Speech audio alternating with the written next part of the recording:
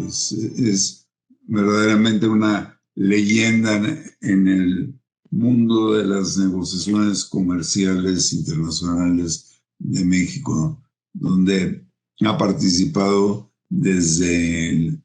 tanto desde la parte pública de la economía como del sector privado, ¿no? En ese momento, él es presidente ejecutivo del Consejo Mexicano de la Industria de Productos de Consumo, integra a los principales fabricantes, como decías, de todo lo que untas, todo lo que bebes, todo lo que comes. Dentro de la ley. Bueno, está bien. Él es también socio fundador y vicepresidente de ICOM, Inteligencia Comercial, que es una empresa que asesora a gobiernos, empresas y asociaciones empresariales en temas que tienen que ver con la inversión, que tienen que ver con el comercio, y además que están extendidos por muchos países de América Latina y con una oficina en Washington, que además tiene la gran importancia desde el punto de vista del sector privado, darle el seguimiento a lo que está ocurriendo en los Estados Unidos en la parte comercial y de inversión.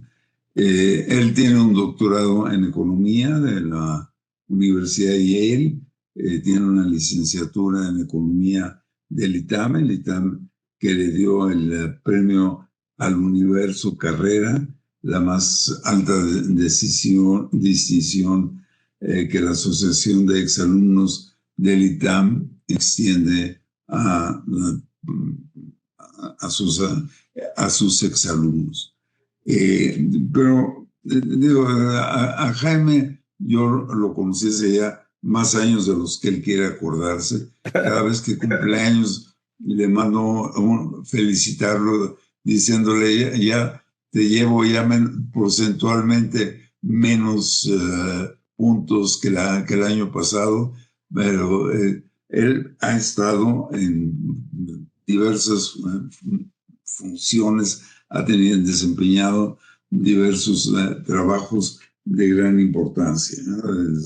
Desde que inició su carrera en el Banco de México, luego estuvo en el Consejo de Asesores Económicos del presidente de México y fue subjefe negociador para el Tratado de Libre Comercio de América del Norte.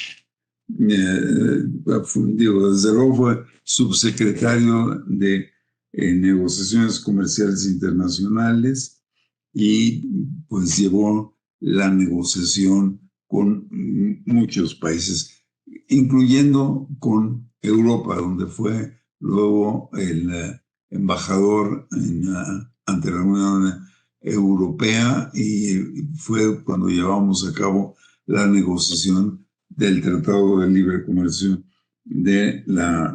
con la Unión Europea, el que sigue vigente hoy en día. Y pues a partir de 2005 está en el sector privado y realizando las funciones que ya mencioné. Puedo seguir hablando de las múltiples cosas que ha hecho Jaime durante su vida profesional, pero quedaría poco tiempo para que nos diera su presentación. Así que mil gracias, Jaime, de verdad te agradecemos. Por cierto, Gustavo Vega, bueno, le hubiera gustado estar con nosotros, pero tenía un problema que se lo ha impedido. Pero a nombre del colegio, a nombre de los dos, te doy la bienvenida y nuevamente te agradezco enormemente el estar aquí. Pues muchas gracias, Fernando. Me distingues con tu amistad y con la presentación y cometiste la irresponsabilidad de invitarme a este seminario. Espero no hacerte quedar mal. Agradezco muchísimo al Colegio de México y a ti la invitación. Tenemos una presentación. Maricel me va a ayudar a ir pasando la presentación. El título de la presentación son 40 años de política de comercio exterior de México. Y entonces, si empezamos, por favor. La presentación está dividida en tres partes. Al principio, que en la primera de ellas voy a dar una descripción muy rápida de dónde venía México cuando inició en los 90s un proceso de apertura, primero a finales de los 80s unilateral y luego una apertura muy ambiciosa, negociada, anclada en el Tratado de Libre Comercio de América del Norte.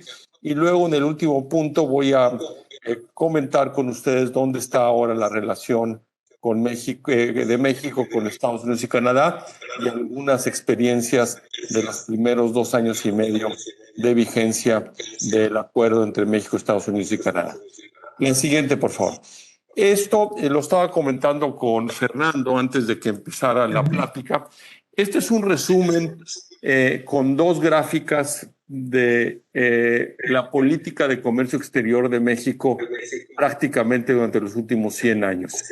Yo me voy a concentrar más adelante en los últimos 40 años, a partir de finales de los 80s. Pero lo que es interesante es que tenemos dos gráficas aquí en pantalla. La gráfica azul es un indicador de apertura de la economía mexicana medido por el arancel implícito como porcentaje de las importaciones. Es decir, es la recaudación derivada de los impuestos a las importaciones entre el valor total de las importaciones y por lo tanto es un arancel implícito. Claramente este indicador subestima el grado de protección cuando existen, además de aranceles, medidas cuantitativas como son las licencias o los permisos previos de importación. La segunda gráfica, que es la que está en rojo, es otro indicador de apertura, medida ahora por los impactos del sector externo en la economía de un país, y en el caso de la economía mexicana es la relación de importaciones más exportaciones a PIB. Entonces, ¿qué se ve en estas gráficas? Este es un trabajo que hicimos conjuntamente José Ernesto López Córdoba y yo, de hecho para un libro de Historia Económica de México que publicó el Colegio de México hace unos años. Y lo que tenemos aquí es que claramente se pueden ver 4 periodos muy diferentes en la historia de la política comercial de México. El primer periodo, que llega hasta la Segunda Guerra Mundial, básicamente es cuando donde se utilizaba el comercio exterior y en particular los impuestos al comercio exterior y en particular los impuestos a la importación con fines recaudatorios. Entonces aquí podemos ver que los aranceles andaban en niveles de 20% y por lo tanto pues una economía muy cerrada con un componente externo que no llegaba a 10%. Un periodo que es interesantísimo y que pudo haber determinado una evolución muy diferente de la economía mexicana es el periodo de la Segunda Guerra Mundial.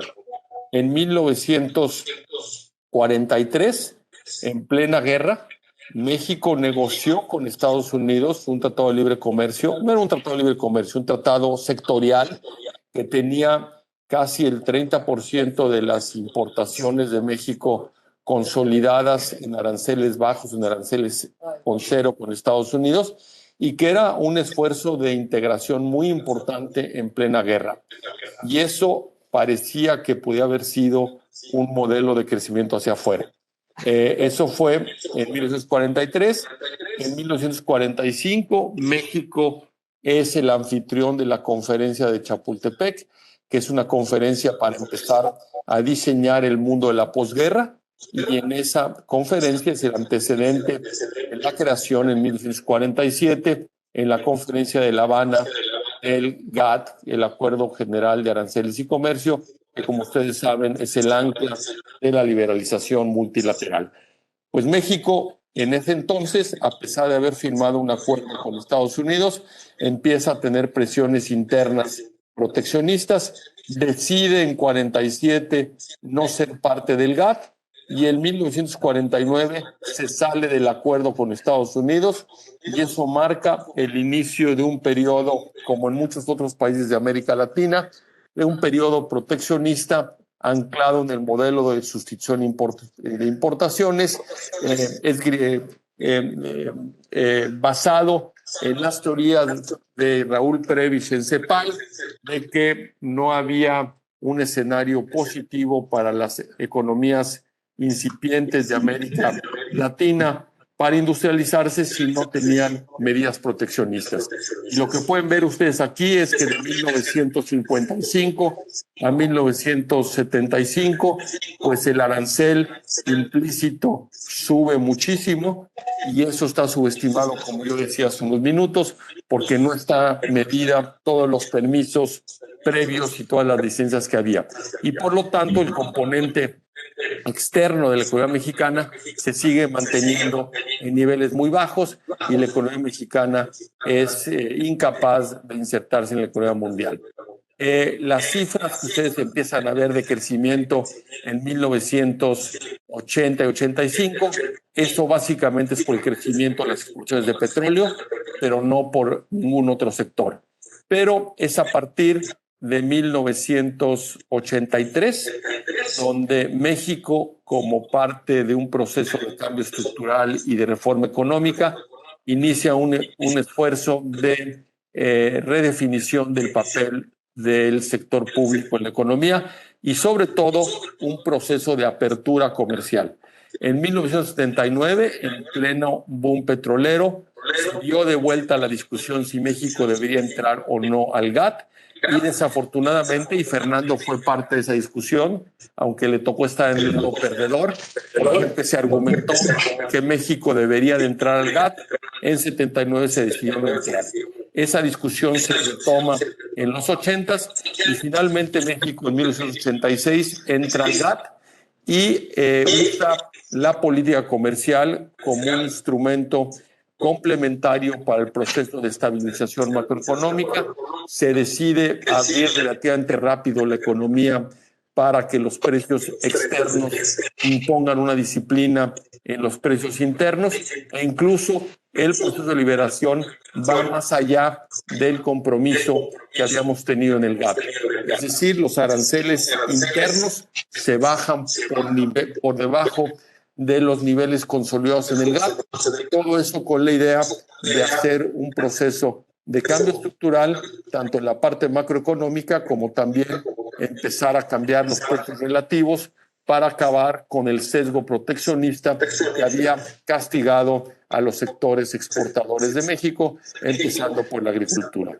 Y eso es los antecedentes para llegar a principios de los 90 a lo que consiste después en una política comercial muy ambiciosa, anclada en el Tratado de Libre Comercio, y como pueden ver ustedes, pues los niveles de protección de la economía mexicana se colapsan, llegan a estar prácticamente en niveles de cero o de menos de 5%, y el componente externo de la economía mexicana también explota, como lo vamos a ver más adelante, con una relación importaciones-exportaciones a PIB cercano a 80%.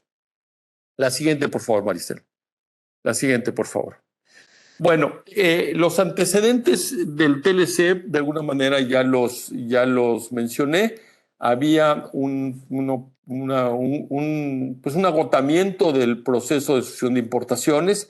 Teníamos crisis recurrentes de balanza de pagos porque nuestro sector industrial era muy dependiente de insumos importados, pero no podía generar las divisas en cantidad suficiente para financiarlo de una manera que nos permitiera crecer sostenidamente. Entonces, esto era un cuello de botella para el crecimiento de la economía mexicana. Y además, con los desequilibrios macroeconómicos que habíamos tenido, tuvimos crisis de balanza de pagos muy seria, la más importante en 1982, que concluyó con diferentes cosas: la nacionalización del sistema bancario, el establecimiento de un control de cambio y un régimen cambiario dual, y luego, sobre todo, la imposición a todas las importaciones mexicanas de permisos previos de importación y la elevación de aranceles, en algunos casos hasta niveles prohibitivos de 100%. A partir de 1983, con el presidente de la Madrid, se inicia el proceso de apertura que ya mencioné, y en una primera etapa el presidente Salinas, que toma posesión en 1988, pretende seguir un proceso de apertura gradual basado en negociaciones sectoriales con Estados Unidos.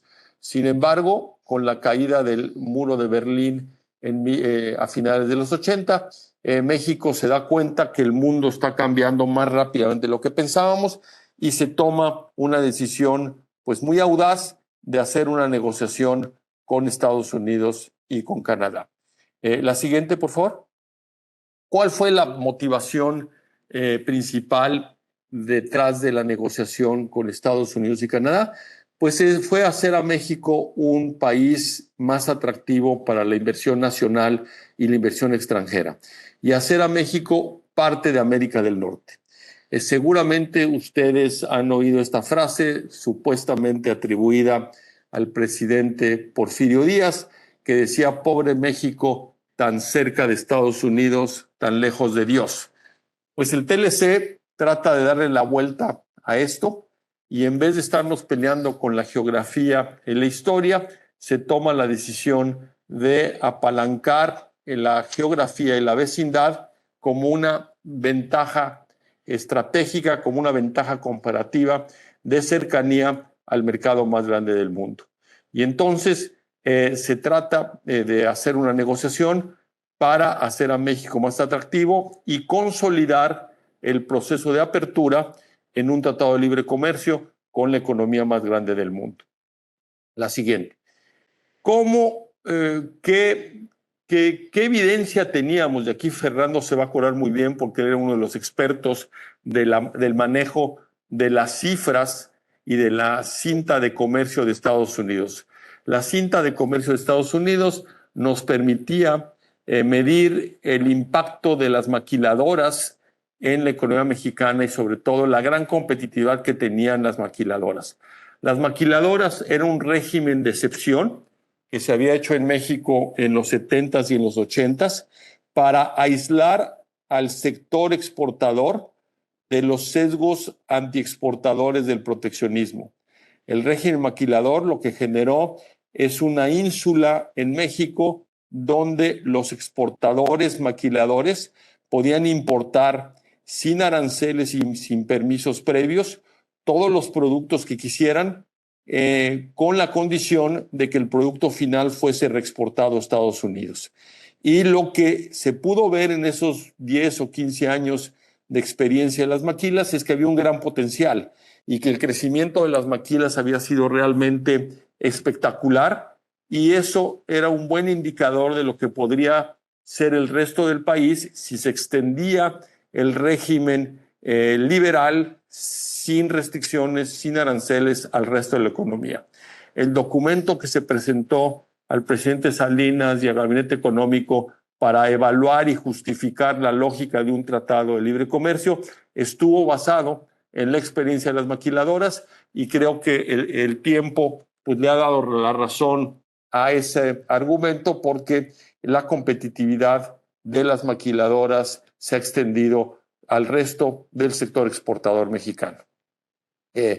La siguiente. Y claramente, pues esto implicó un gran cambio de paradigma en la política económica de México. Fue perderle el miedo a competir con la economía número 1 del mundo, y en vez de verla como un reto, es verla como una oportunidad.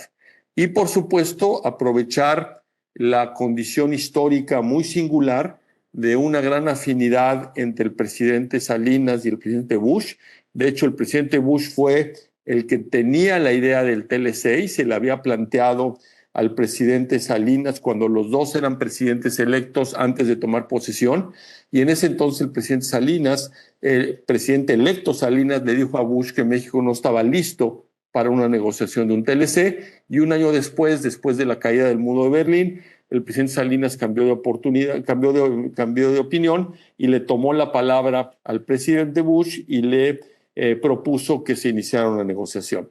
En México, y aquí Fernando fue una parte muy importante de esta, porque como está puesto ahí en la lámina, pues casi todo el equipo mexicano que nos tocó negociar el Tratado de Libre Comercio, pues no teníamos ninguna experiencia. Realmente el único negociador con experiencia de todo el equipo y el único que sabía lo que íbamos a hacer y lo que deberíamos de hacer era Fernando, que era no solo el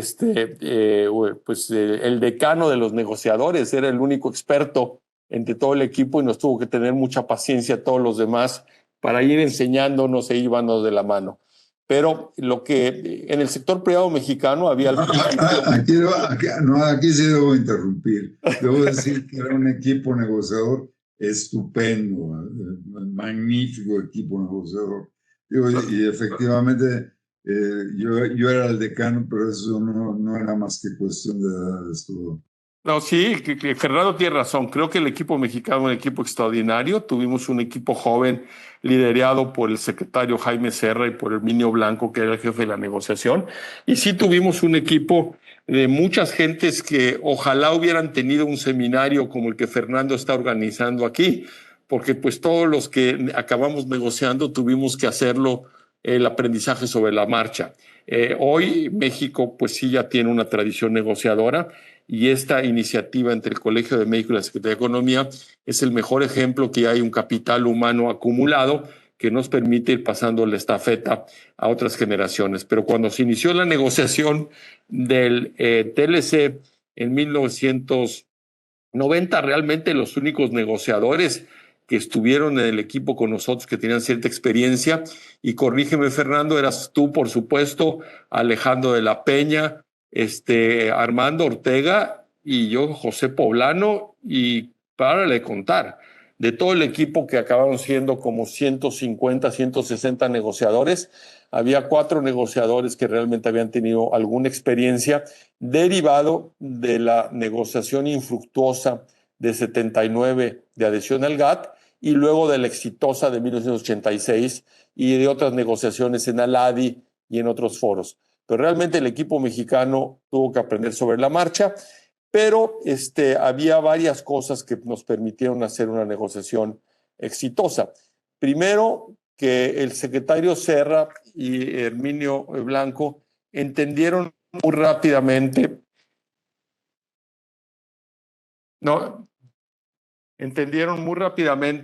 la necesidad de tener un grupo asesor del sector privado que conociera realmente sus sectores. Una negociación tan compleja como la de un tratado de libre comercio, que incluye a todos los sectores y que necesita aspectos tan técnicos como las reglas de origen, que exigen conocer con detalle la estructura productiva de cada uno de los sectores y el suministro de insumos regionales y no regionales, no se podría haber llevado a cabo sin la participación de un grupo de expertos del sector privado mexicano. Entonces se creó este tema, esta institución realmente del cuarto de junto. El cuarto de junto estaba formado por una réplica de todos los grupos de negociación. Había un grupo sombra de expertos del sector privado, no expertos, representantes del sector privado, de todos los sectores y todos los capítulos que estaban negociando, y esos representantes del cuarto de junto acompañaban a los negociadores, no a la mesa de negociación, pero sí al cuarto de junto de la negociación, de manera que había un fluido de información entre negociadores y representantes del sector privado muy, muy estrecho y muy continuo. Yo digo, y lo digo convencido, que no solo fue un gran esfuerzo técnico, comercial y económico para poder tener una negociación exitosa, también fue un gran esfuerzo democrático, porque fue un ejercicio de consulta intensa con una gran transparencia a la que probablemente el país no estaba acostumbrado, y eso permitió dos cosas. Permitió obviamente tener una negociación técnica en un periodo relativamente rápido de una manera exitosa, y en segundo lugar, que el resultado de la negociación tuviese muchísima legitimidad, porque los sectores participaron de la mano del sector público en el proceso. Y cuando había que tomar decisiones difíciles, como es en cualquier negociación de este tipo, donde no se puede alcanzar todo lo que uno quiere, esto se hizo de la mano del sector privado, consultándoles y tratando de encontrar el justo medio con ellos. Eso fue lo que hizo que esta negociación fuese tan exitosa y tan aceptable para la sociedad mexicana desde ese momento. Y luego el derivado de eso es que el sector público mexicano acabó teniendo un cuerpo de negociadores ya muy profesional, y por otra parte el sector privado mexicano a partir de entonces se quedó con esta institución que es el cuarto de junto, que es un mecanismo de consulta que luego fue copiado en otros países del mundo, porque eso fue bastante atípico en su momento que se hizo, pero para México, dado que el brinco a negociar un tratado de libre comercio con Estados Unidos era un cambio de paradigma tan importante, la única manera de hacerlo era con una incorporación de todos los jugadores de una manera exhaustiva y transparente. Al principio hubo una gran oposición del sector privado mexicano, pero conforme iba avanzando la negociación, creo que se fue construyendo vasos de comunicación y puentes de confianza que permitieron que al final de cuentas la negociación fuese aceptable para todos. La siguiente, por favor. Al principio de la negociación, ¿qué buscaba México? Bueno, ¿y qué buscaba Estados Unidos? Estados Unidos buscaba, pues, un poco consolidar en México un proceso de apertura económica, no solo en temas de comercio, sino también de inversión y otros temas que vamos más adelante.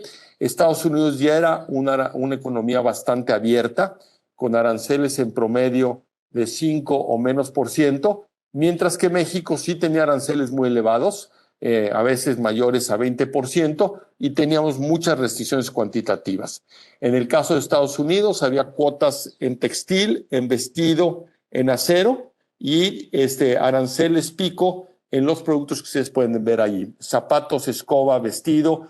En particular, para un tipo de vehículos, un arancel de 25%, que se conoce como el chicken tax. Tiene una historia que, si quieren, algún día se las platico, pero es un arancel a las camionetas de ciertas especificaciones que México hoy exporta de una manera muy exitosa, y que el arancel para nación más favorecida es de 25%. Y luego en frutas, en azúcar y en aguacate en particular, había restricciones sanitarias. Hasta 1995-96, México no exportaba legalmente un solo aguacate a Estados Unidos. Hoy las exportaciones de aguacate de México son cerca de $2,000 millones al año, gracias a la apertura del Tratado de Libre Comercio. Solo como un pie de página, no entraba legalmente un aguacate mexicano en territorio de Estados Unidos desde 1917. Así es. Supuestamente por la existencia del gusano barrenador del hueso del aguacate, pero claramente pues entraban aguacates ilegales, porque en la frontera, que es muy porosa, pues sí había aguacates, y realmente era una medida proteccionista para proteger a los productores de aguacate de California y en menor medida de Florida. La siguiente, por favor. Bueno, el Tratado de Libre Comercio el TLCAN, fue muy revolucionario por varios puntos de vista. El primero y el más obvio era por ser una negociación entre un país desarrollado, quizá en ese momento la economía más desarrollada del mundo, y un país en vías de desarrollo como en México. Entonces eso primero era un gran cambio porque pues supuestamente los tratados de libre comercio, que no habían muchos, eran para países iguales o similares y para países con niveles de desarrollo comparables. Esto implicó un gran cambio. Y luego, en segundo lugar, fue una negociación muy comprensiva y muy ambiciosa, y una negociación en la que hubo algunas cosas que se incluyeron por primera vez en una negociación comercial. Lo que está aquí en rojo es lo que se metió por primera vez en una negociación. En el TLC se quitaron las cuotas textiles antes que el acuerdo multifibras se extinguiera como parte de la Ronda de Uruguay. La tarificación de las restricciones cuantitativas a la agricultura se iniciaron en el TLC y derivado del TLC luego se llevaron a la OMS, al GATT para la eliminación también de las restricciones cuantitativas al comercio agrícola. Por primera vez, y aquí es pues realmente fue bajo el liderazgo de Fernando, una negociación de servicios que luego sirvió en parte para la negociación del GATS en la OMC. Luego, propiedad intelectual, el tema de TRIPS, por primera vez se negoció entre Estados Unidos, México y Canadá, y lo mismo en términos de los TRIMS, las medidas relacionadas con inversión, aunque en la parte de inversión el TLC va mucho más lejos que el acuerdo multilateral. Entonces, no solo fue una negociación muy comprensiva en lo que ya se acostumbraba a hacer, que era comercio de bienes, en donde por lo menos entre México y Estados Unidos no hubo ninguna excepción, todos los aranceles acabaron eliminándose, con Canadá hubo algunas excepciones en el comercio bilateral agropecuario, pero entre México y Estados Unidos se hizo una desgravación universal absoluta. Y luego se incluyeron otros temas que fueron realmente el laboratorio para meter esas negociaciones a la OMC. Bueno, lo que era el GATT y luego fue la OMC.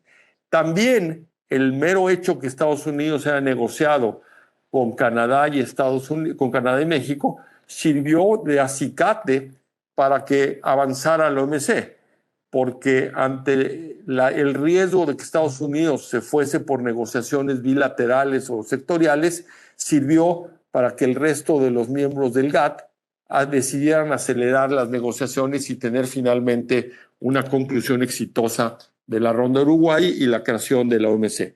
Entonces, el TLC también desde ese punto de vista tuvo una importancia que fue más allá de los tres socios que participamos en esa negociación. La siguiente, por favor. Bueno, ¿cuál es el resultado de esto? Yo digo con frecuencia que en los 90 México puso dos anclas importantísimas para su economía. Un ancla macroeconómica, que no es el objeto hablar de ella el día de hoy, pero es trascendente y hoy estamos viendo los frutos y los beneficios de tenerla, que es la independencia del Banco de México. Con la independencia del Banco de México, lo que se hizo es quitarle la chequera al gobierno y hacer que cualquier nivel de endeudamiento, cualquier presión de gasto público tiene que ser financiada abiertamente en el mercado, lo que hace que las tasas de interés sirvan como un mecanismo de equilibrio, porque ya no existe la posibilidad de recurrir al crédito del Banco de México para financiar el déficit, que era lo que había pasado en las diferentes crisis macroeconómicas que tuvimos. Entonces, la autonomía del Banco de México y la adopción en derivado de la crisis de 1994, la adopción de un tipo de cambio flexible, son las anclas macroeconómicas del país que nos permiten tener estabilidad macro y que han permitido, entre otras cosas, cambios en el régimen, cambios en la alternancia política del país, pasando del PRI al PAN y del PAN al PRI y del PRI a Morena, sin que la estabilidad macroeconómica esté amenazada. Y en segundo lugar, el ancla micro. Y el ancla micro es el TLC y el resto de los tratados de libre comercio, de los cuales voy a hablar rápidamente más adelante.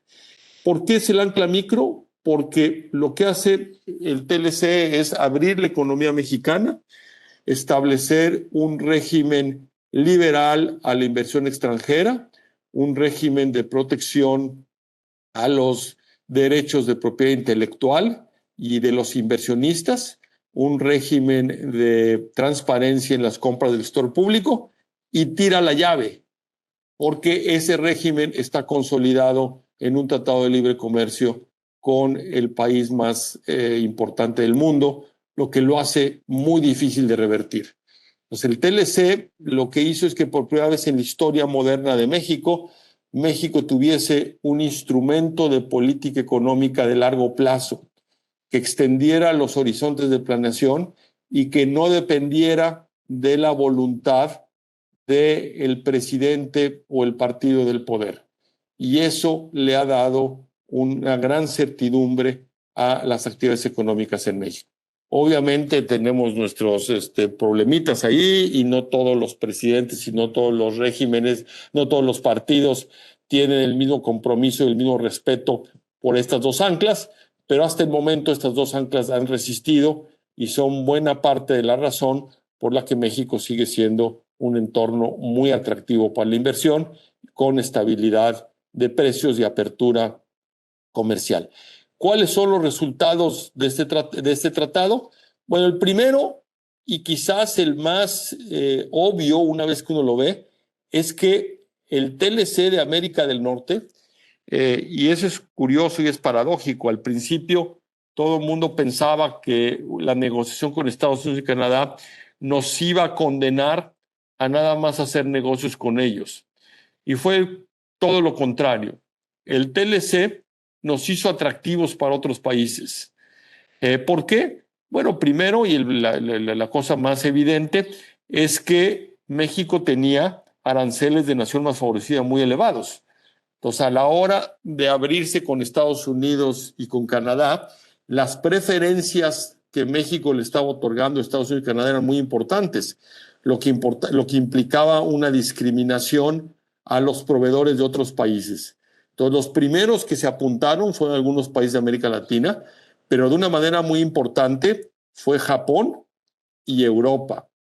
¿Y por qué? Porque Japón y Europa ya eran clientes muy importantes de México.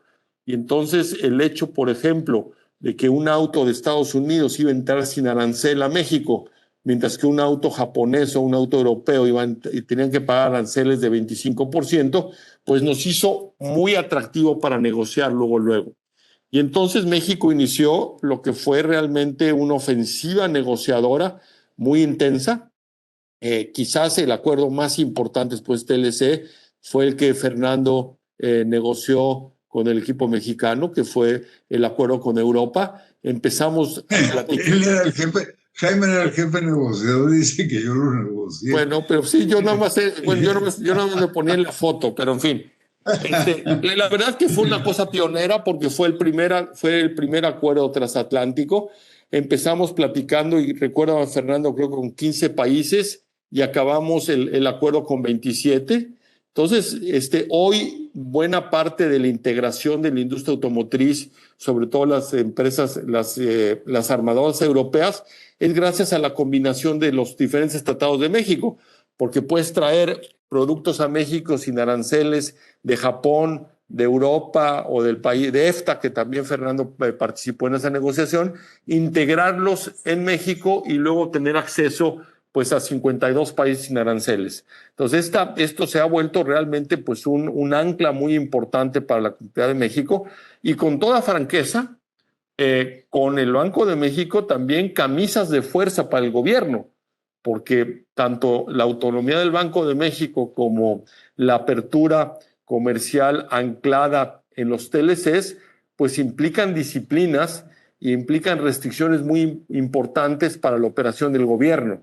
Entonces, acotan el margen de maniobra para hacer tonterías o para hacer cosas que luego padecemos, como fue en el caso pues ya lo digo, en 45 en 47 que nos salimos, o 49 que nos salimos del acuerdo con Estados Unidos, en 79 que no entramos al GATT, o en 82 que cerramos toda la economía y que le pusimos permisos previos a todo y control de cambios. Entonces, claramente estas dos anclas, y en particular el ancla de los TLC, son muy importantes para garantizar la competitividad y la eficiencia de la economía mexicana. La siguiente, por favor. Y una cosa que sí que quiero, algo que tú siempre decías en la negociación con el Telecuem, que era fundamentalmente, digo, era un mercado grande, un mercado importante para México, pero al mismo tiempo en aquel momento era el principal, después de Estados Unidos, el principal proveedor de insumos para la industria mexicana.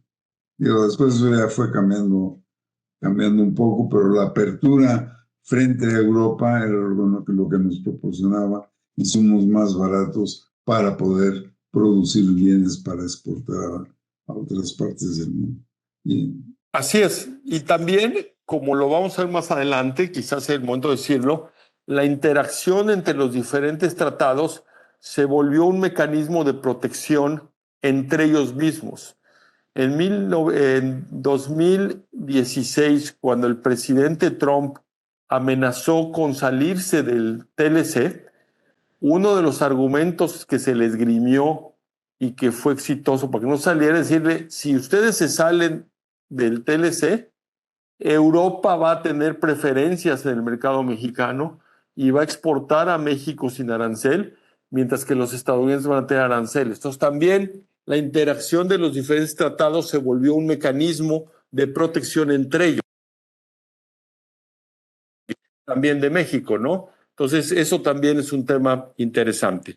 Esta lámina refleja lo que ha pasado en México en estos, pues casi ya, pues son 30 años del TLC, aunque realmente son un poco más de aperturas si empezamos con la apertura unilateral de 1983 con el presidente de la Madrid. La relación comercio a PIB pasó de 27% a casi 80%. O sea, realmente éramos una economía muy cerrada y hoy somos una economía muy abierta, donde el sector externo de la economía es por mucho el más competitivo, el mejor remunerado y el más dinámico.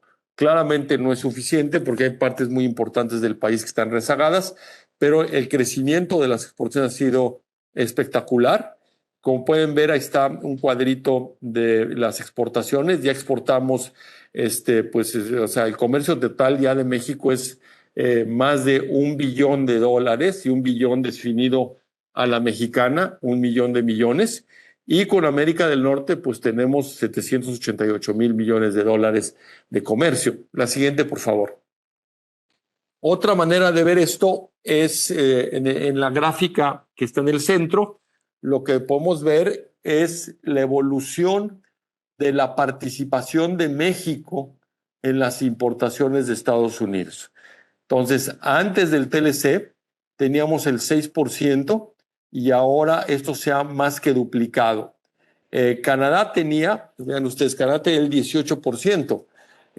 Hoy Canadá tiene el 13%, México tiene el 14%, como lo mencioné, y por supuesto está la explosión de la participación china, que llegó a ser 22% antes de la guerra comercial que inició el presidente Trump, pero que refleja pues la muy exitosa incursión de China en la economía mundial a partir de su adhesión a la OMC a principios de este siglo.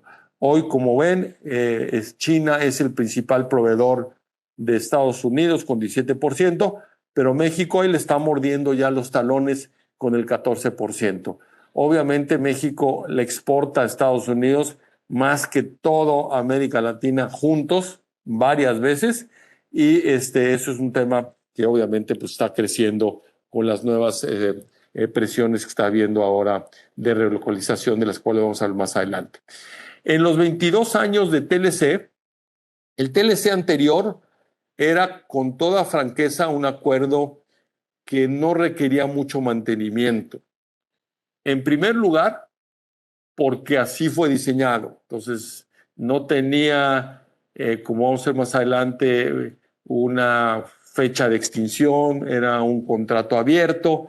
Y luego, quizás igualmente importante, los tres países compartían la idea y el compromiso de cuidar el tratado. Entonces, no lo violábamos porque creíamos en él. Y eso es un gran cambio del cual vamos a hablar más adelante. En esos 22 años tuvimos muy pocas controversias y las que hubo fueron dos casos en que México llevó a Estados Unidos a paneles.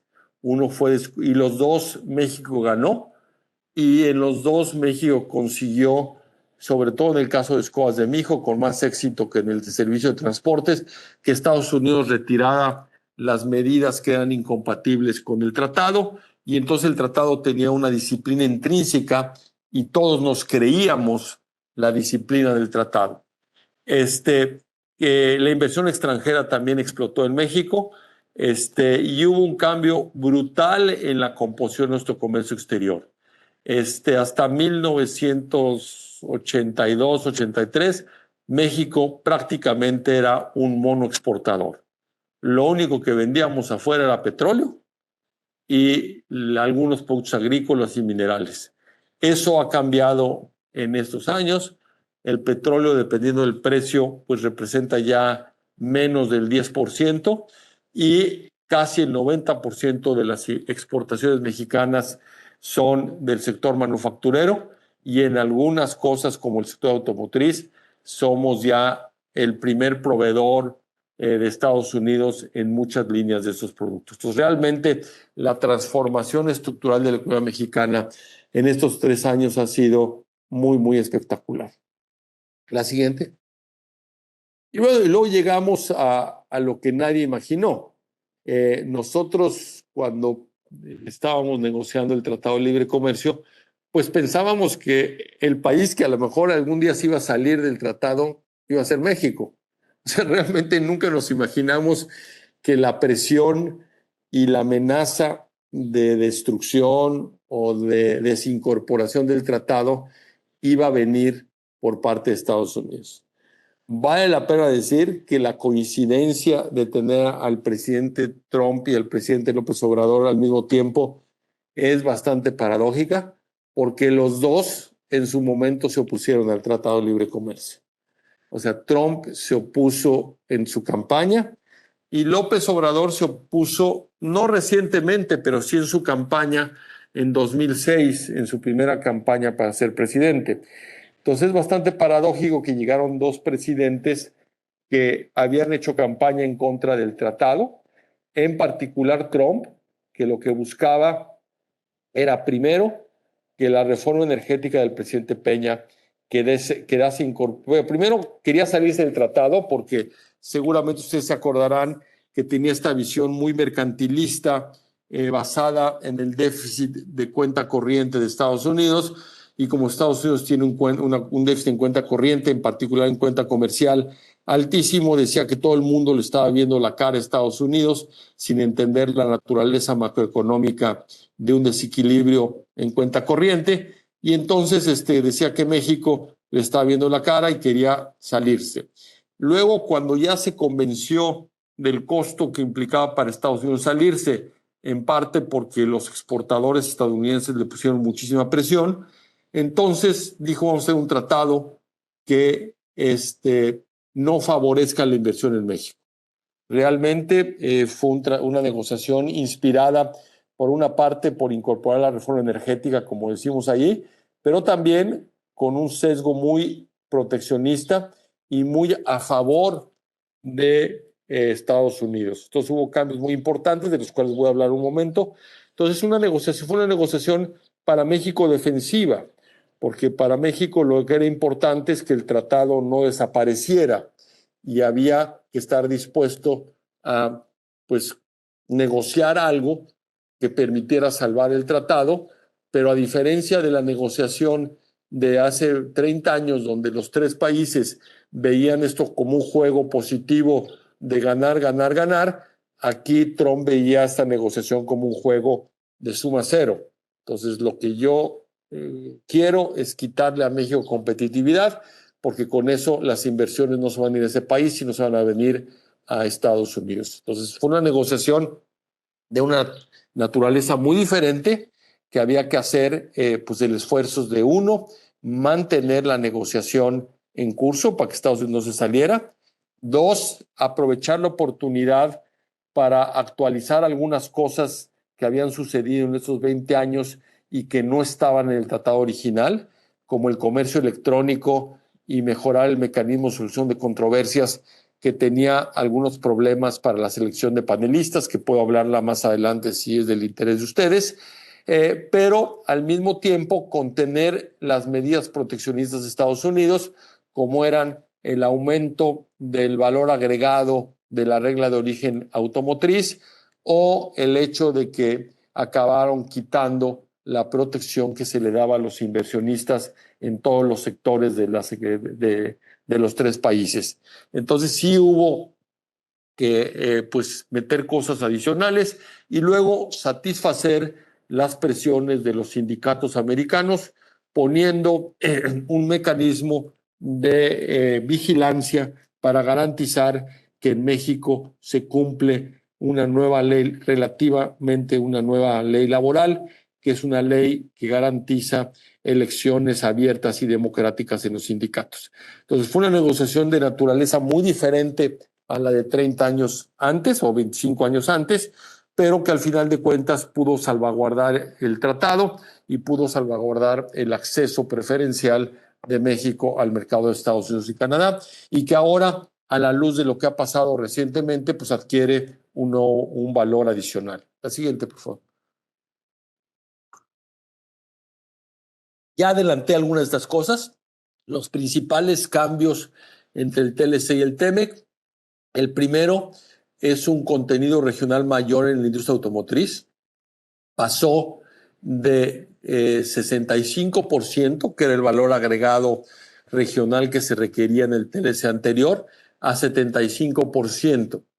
Y luego de ese 75%, en una cosa bastante inusual en una negociación comercial de ese tipo, se estableció que el 40% de ese 75% tendría que ser producido en algún lugar donde se paga $16 la hora por trabajador. Lo que quiere decir que de ese 40% tiene que ser hecho en Estados Unidos, porque es el único lugar donde se paga $16 la hora, quizás en algunos lugares en Canadá, pero básicamente es una cosa bastante atípica que en una negociación trilateral se meta un componente de regla de origen que es específico para un país, para privilegiar parte del contenido no regional, sino parte del contenido estadounidense. Y eso fue para acomodar a los sindicatos y para acomodar a la parte más proteccionista del sector del Partido Demócrata. De la misma manera, se metió un mecanismo de cumplimiento de la nueva ley laboral, donde el gobierno de Estados Unidos y el gobierno de Canadá, por supuesto, pueden invocar este mecanismo si se sospecha que a nivel de planta no se están llevando a cabo elecciones libres y transparentes para los sindicatos. Y es un mecanismo que, por una parte, pues crea los incentivos para que la ley laboral en México se aplique de una manera oportuna, pero también tiene un incentivo perverso porque puede ser utilizado por sindicatos de Estados Unidos para promover hostigamiento a inversiones en México. Y esto es el mecanismo más utilizado desde que entró en vigor el TEMEC, y vamos a ver los casos un poco más adelante. Luego, a diferencia de lo que yo mencioné, que el tratado original era un contrato abierto con vencimiento indefinido y que hacía muy costoso salirse de él, tan costoso que Trump no se pudo salir en 2016, 2018, cuando se quería salir. Entonces, una de sus precondiciones fue ponerle una cláusula de extinción. Pues lo que dice el tratado ahora es que a los 6 años los países tienen que hacer una decisión explícita de que se quedan en el tratado. Si no hay decisión explícita, el acuerdo se acaba 10 años después. Obviamente, en el transcurso de 10 años puede haber una renovación, pero cambia el peso de la prueba y le mete un grado de incertidumbre que no tenía el tratado original. Y resuelve, la parte sí positiva es que resuelve el problema del mecanismo de solución de controversias que impedía en algunos casos la formación de paneles, y aquí la formación de paneles es de una manera expedita y automática y no hay capacidad de bloquearlo por parte del país demandado. Entonces, sí hay cambios muy importantes. Ese es un tratado que requiere cuidado y mantenimiento y que en los 2 años y medio que lleva en vigor, pues ha requerido mucho más atención y cuidado que los 20 y tantos años del tratado original. La siguiente, por favor. Y luego, pues este tratado entró en vigor justo cuando el mundo estaba cambiando. Primero, estoy seguro que han hablado en algunas sesiones anteriores, y si no estoy seguro que lo van a del futuro, pues la crisis del sistema multilateral de comercio. Hoy la OMC, y Fernando me mandó, creo que el día de hoy o ayer, un documento, pues un poco diciendo que esto está en terapia intensiva y que si no hay un esfuerzo de rediseñarlo y revitalizarlo, pues realmente el sistema multilateral de comercio pues está en un gran peligro, porque nadie le hace caso, todo el mundo se lo brinca, ya sea por cuestiones de seguridad, argumentos de seguridad, argumentos de salud, argumentos de estrategia, y realmente pues hoy es un mecanismo que está muy, muy debilitado. Luego tenemos algunos otros fenómenos que están dándose, obviamente COVID-19, que rompió las cadenas de suministro y como en algún momento dijo Larry Summers, se volvió importante no solo el just in time, sino también el just in case. O sea, tener redundancia en las cadenas de suministro para cuando tienes eventos inesperados como COVID-19, donde tienes que tener redundancia y donde tienes que estar cerca, donde tiene un premio estar cerca, que la cadena de producción esté cerca de los lugares de consumo. Luego tenemos la guerra comercial entre Estados Unidos, que le inició Trump por los mismos argumentos que ya mencioné yo, mercantilistas, pero también por cuestiones geopolíticas y de tensión de derechos humanos, de violación de propiedad intelectual, de la relación con Taiwán y todo eso que se ha traducido en una escalada de medidas arancelarias y no arancelarias contra China y de procesos de relocalización de los productores de China hacia otros lados para diversificar el riesgo. Si bien es cierto, no creo que sea realista pensar que ya no van a producir o atender el mercado chino, claramente quieren bajar el riesgo de estar allí. Y luego, pues la guerra de Rusia y Ucrania, que le dio otro golpecito a las cadenas de suministro, le pegó al mercado de los commodities, entre otras cosas, y demostró también pues, la importancia no solo de tener proveedores cercanos, sino también de tener proveedores amigables.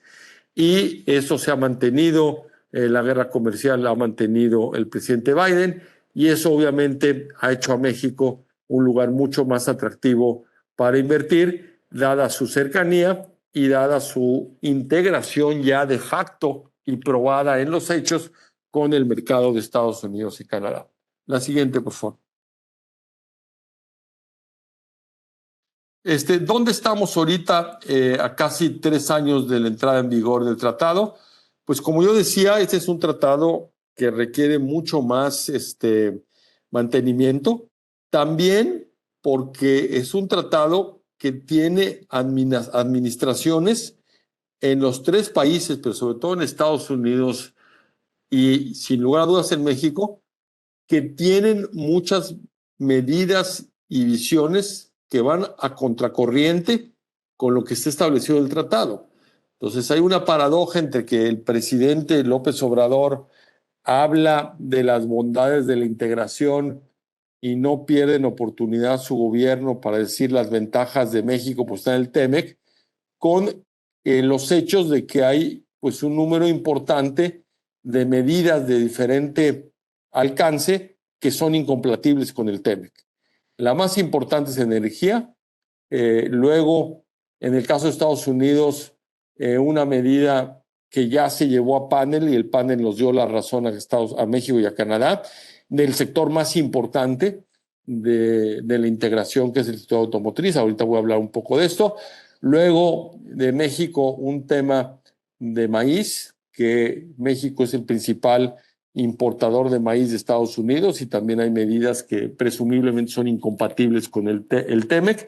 Y luego los cinco casos del caso laboral que demuestran lo que yo decía, que es un mecanismo muy ágil y ese sí está funcionando muy bien para propósitos de Estados Unidos y para propósitos del cumplimiento de la ley laboral en México.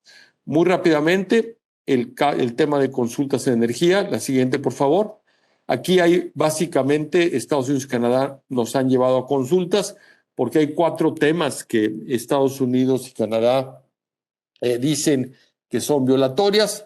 La primera, la reforma de 2021 a la ley de la industria eléctrica, que establece preferencias muy fuertes a favor de la Comisión Federal de Electricidad. Lo que establece es pues, cuotas de mercado para que CFE siempre tenga la mayoría. Y luego cambia el orden de suministro en la electricidad para que CFE siempre sea el favorecido. Entonces, realmente es una medida discriminatoria, viola el principio de trato nacional y de trato equitativo y es probablemente uno de los temas más importantes. El segundo es una serie de retrasos, de negaciones y falta de voluntad para dar los permisos tanto en hidrocarburos como en electricidad para que se conecten a la red. Luego una regulación favorable a Pemex, donde a Pemex se le da el permiso de estar exento de cumplimientos ambientales con respecto a diésel bajo en azufre. A Pemex se le da la posibilidad de tardarse más que otros participantes y luego acciones discriminatorias para que la importación y el transporte de gas natural en México sea hecho únicamente a través de CFE o de Pemex. Entonces, claramente es toda una serie de medidas que echan para atrás la reforma energética del presidente Peña y que está consolidada en el tratado. Hay consultas, las consultas no han llegado muy lejos y ahora la gran pregunta es si Estados Unidos nos va a llevar o no a un panel en Estados Unidos y Canadá y cuándo va a ser esto. La secretaria Buenrostro ha estado tratando de encontrar espacios de negociación, pero obviamente hay una gran oposición por la parte más radical del gobierno, que es la secretaria Nale, el director Bartlett de CFE y otros jugadores que sí tienen una visión muy proteccionista con respecto al sector energético. La siguiente.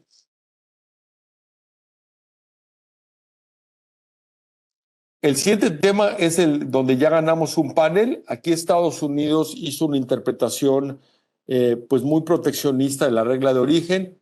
Lo que establece el Tratado de Libre Comercio es que si una parte es originaria, es decir, si una parte tiene el 75% de contenido regional entre México, Estados Unidos y Canadá, esa parte puede ya es de la región y entonces el 100% del valor de esa parte puede computarse para la regla de origen de todo el coche.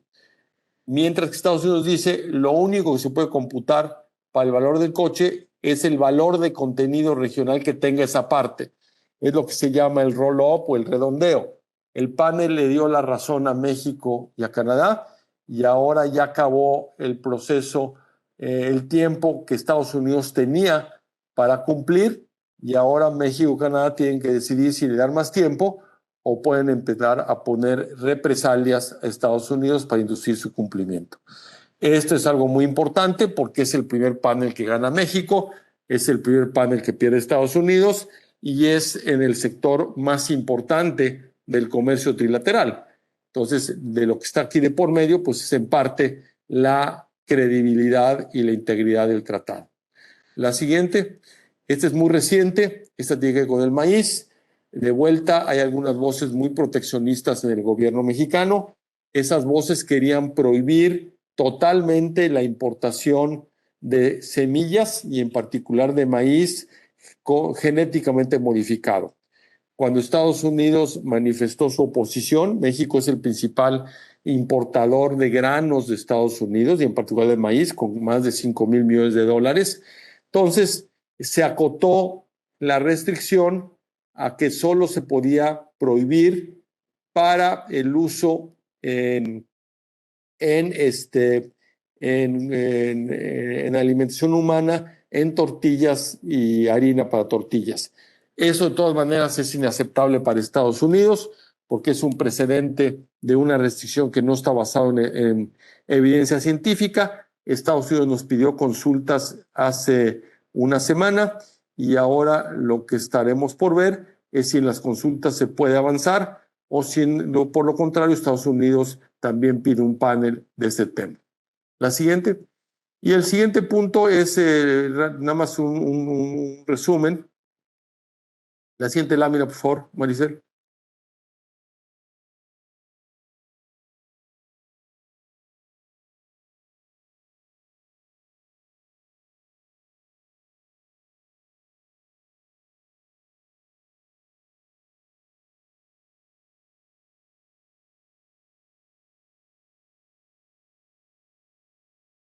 ¿Me escuchan?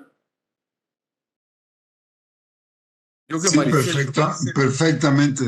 Parece bueno, que está trabado la... Bueno, faltaba una lámina que nada más tenía los casos. Creo que está teniendo problemas. Adelante, faltaba una lámina que tenía los 5 casos de laboral, nada más listaba las empresas donde ha habido denuncias con respecto a la falta de cumplimiento, pero en todos los casos se ha resuelto sin tener que llevar a panel, se han repuesto las elecciones sindicales y esto se ha resuelto, pero sí refleja que hay una gran actividad y que este es un tema que tiene mucha vida y donde hay una vigilancia continua por parte de Estados Unidos y como pueden ver, todo es en el sector automotriz o en el sector electrónico, que es el que compite directamente con los sindicatos de Estados Unidos. La siguiente, por favor.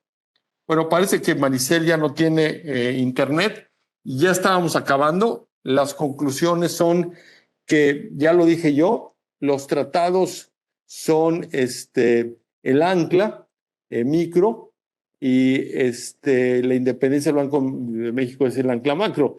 Esto es bastante paradójico y espero que esto no salga luego en las redes sociales, pero es bastante paradójico que el presidente López Obrador, que se queja tanto de los neoliberales y la tecnocracia, su gobierno está anclado en las dos cosas más importantes que se hicieron durante los regímenes liberales, que es los tratados de libre comercio y la autonomía del Banco de México, que es lo que le ha dado pues crecimiento en la parte externa del país y estabilidad macro en la parte interna.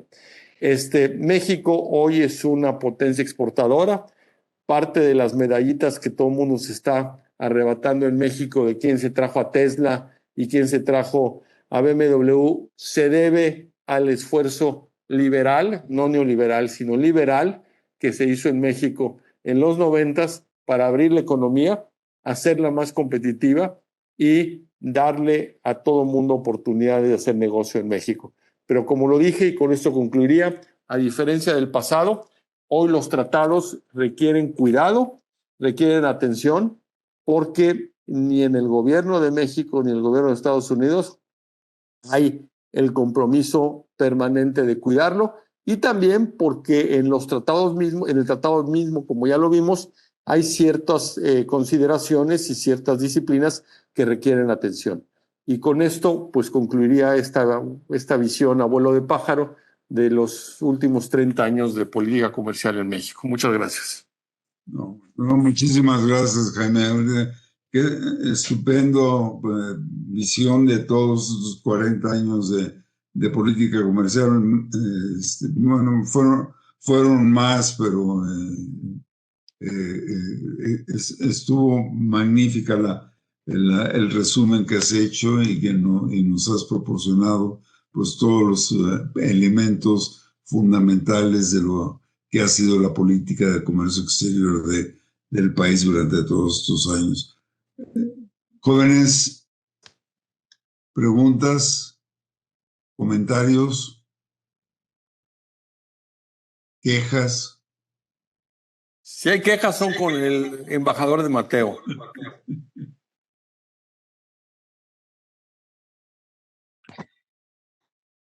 A ver, Jonathan, ¿quieres hacer una pregunta? Se te vio mover la Es boca. Que me quedé con así de alguna pregunta, pero sí, embajador.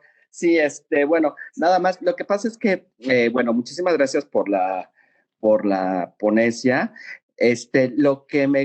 La pregunta que me llamó muchísimo la atención, sobre todo más bien en el contexto histórico, esas negociaciones que hubo del tratado en los 40, después de la guerra, más bien en dónde podría conseguir alguna información al respecto, pero es por así que por ser ratón de biblioteca. Me llamó la atención por eso. Muchas gracias.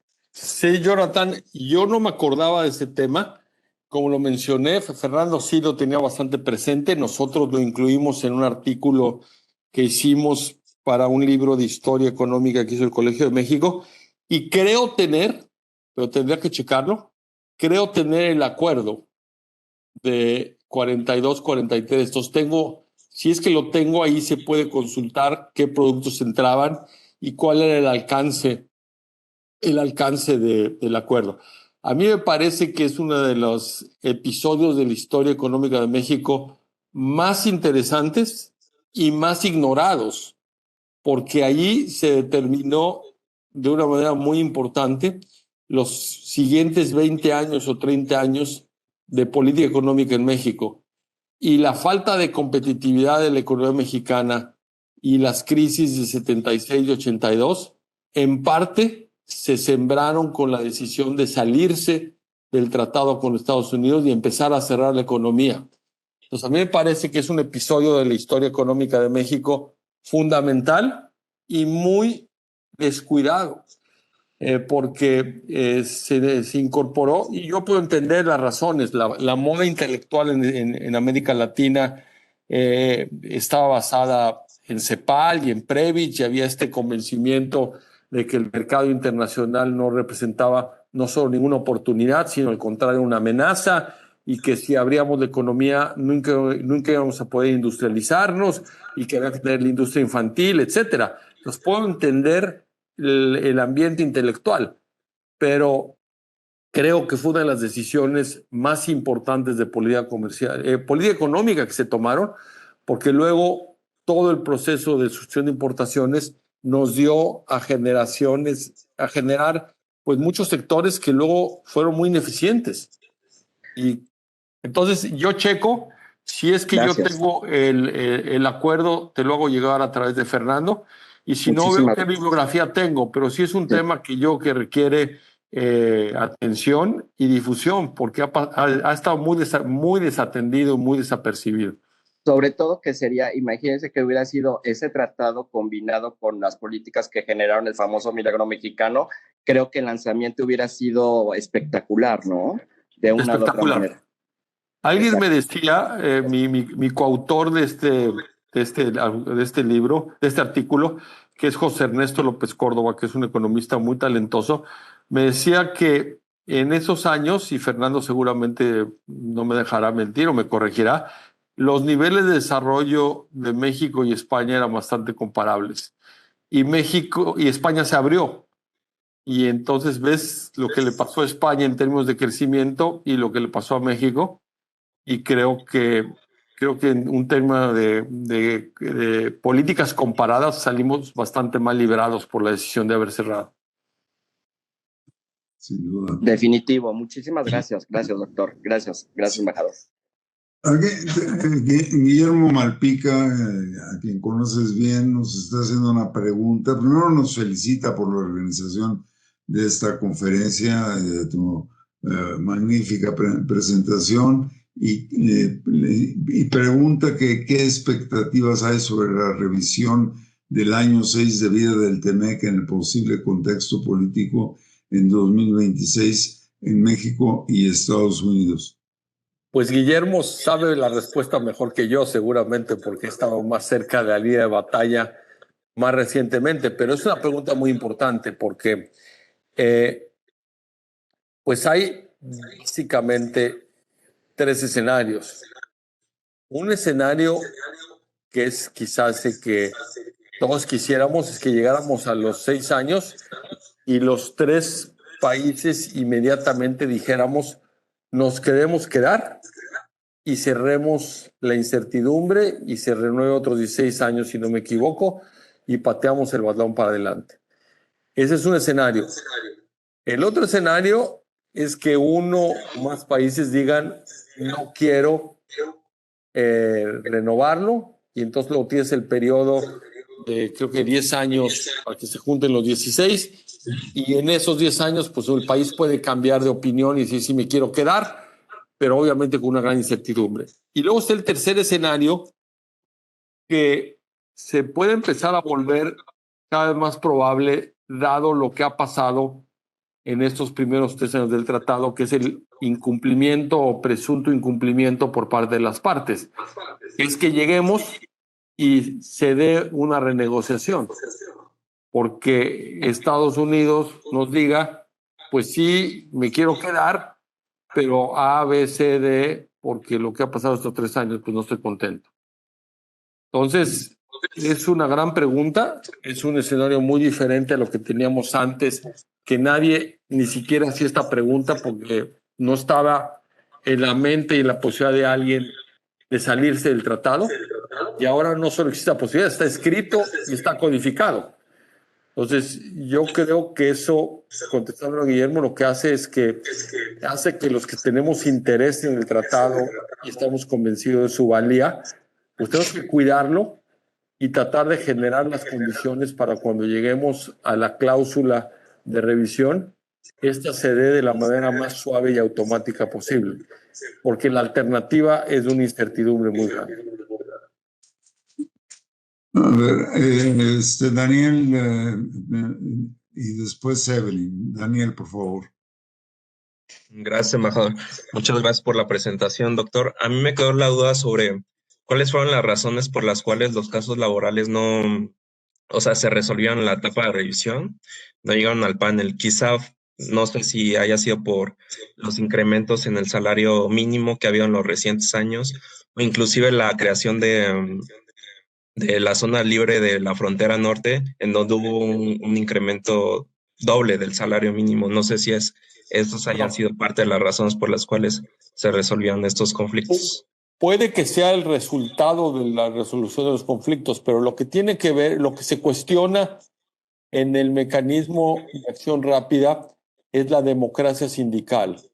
Y si los líderes sindicales y el sindicato están siendo escogidos de una manera libre y transparente, sin interferencia de la empresa o de fuerzas sindicales que se opongan. Entonces, en todos los casos, lo que ha sucedido, bueno, no recuerdo exactamente cada uno de ellos, pero en algunos casos se ha repuesto la elección. En algunos casos, el sindicato la ha ganado y ha ratificado la victoria después de una elección nueva. Y en otros casos, el sindicato que tenía el contrato lo ha perdido y hay un nuevo sindicato. Entonces, lo que ha pasado, realmente esto más que con el tema de salarios, tiene que ver con las condiciones de operación de la vida sindical y la elección del sindicato. Luego, si como resultado que hay un nuevo sindicato suben los salarios, puede ser, pero lo que ha sucedido es que se han repuesto los procesos de elección de los sindicatos y en algunos de los casos ha acabado con un nuevo sindicato con la titularidad de los contratos. Evelyn. Muchas gracias por una interesante conferencia. Un poco en línea con la pregunta de Guillermo Malpica, ¿cómo cree que nos vaya a ir con los mecanismos de resolución de controversias que están abiertos en contra de México en este momento? Bueno, yo creo que los dos, si llegan a panel, seguramente los perderíamos si México no corrige antes. Creo que el caso de maíz el decreto tiene de varias cosas que no están basadas en ciencia y varias cosas que podrían dar lugar a medidas proteccionistas adicionales que preocupan a Estados Unidos. Hay un párrafo en el decreto que dice que todas las entidades del sector público que están metidas en este tema tienen que empezar ya a hacer una sustitución del maíz genéticamente modificado por maíz que no esté genéticamente modificado y que la evidencia científica la va a hacer alguien escogido por COFEPRIS. Entonces también hay temas ahí de neutralidad, de cómo se va a hacer las pruebas. Entonces yo creo que, y dada la importancia que tiene para Estados Unidos el sector agropecuario, yo creo que es un caso que va a escalar muy rápidamente y si llega a panel creo que lo vamos a perder. Y yo creo que también va a suceder lo mismo en el tema energético. Aquí yo creo que en los dos casos, si México no corrige, seguramente perderíamos los paneles. Aquí hay en el chat una pregunta de John. Excelente presentación. Una pregunta para el doctor. ¿Cuál sería el aspecto más importante a considerar para que México se beneficie? Yo pondría aquí más del nearshoring.